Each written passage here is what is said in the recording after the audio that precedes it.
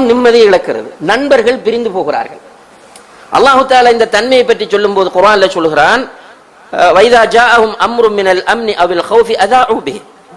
அவர்களிடம் ஒரு செய்தி வருகிறது, பாதுகாப்பு தொடர்பாக அல்லது பயம் தொடர்பாக ஒரு செய்தி வருகிறது, உடனே பரப்பி விடுவார்கள்.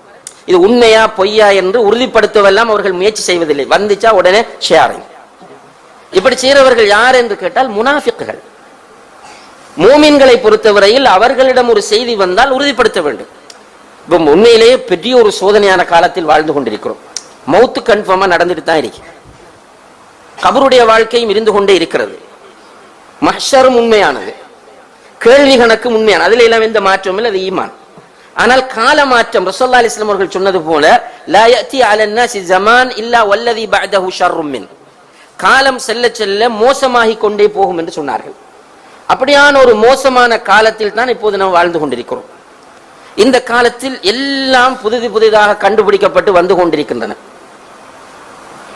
இந்த சோசியல் மீடியாக்கள் என்று சொல்லக்கூடிய இந்த போன், இதோட சம்பந்தப்பட்ட தொழில்நுட்பங்களை நீங்க எடுத்து பார்த்தால் எல்லாமே புதிதாக ஒரு அப்ளிகேஷன் வருகிறது, ப்ரோக்ராம் வருகிறது, அதை ஷேர் பண்றதுக்கான வாய்ப்பும் நிறைய இருக்கு. இப்ப பாருங்க, ஃபேஸ்புக்ல மெயினான ஒரு பகுதி ஷேர்.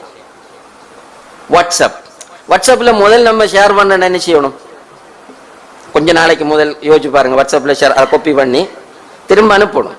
இப்ப இப்படி அதிலேயே அவன் ஷேர் பண்றதுக்கான வசதியை செஞ்சு உடனே அனுப்பு.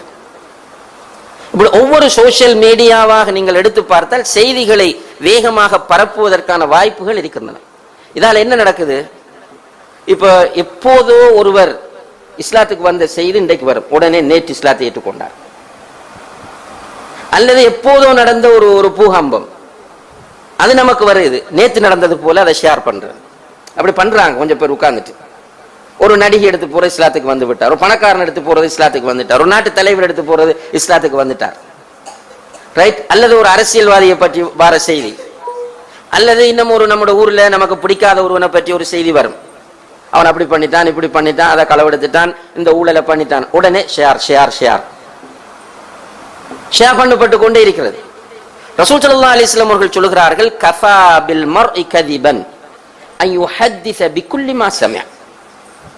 கேள்விப்படுகிற எல்லாவற்றையும் பரப்புகிறவன், அப்படி அவன் செய்கிறான் என்றால் அவன் பொய்யன் என்பதற்கு அதுவே போதுமான சான்று. இப்ப நம்ம அவரை பத்தி என்ன சொல்லுவான், பச்சை பொய்யன், இவன்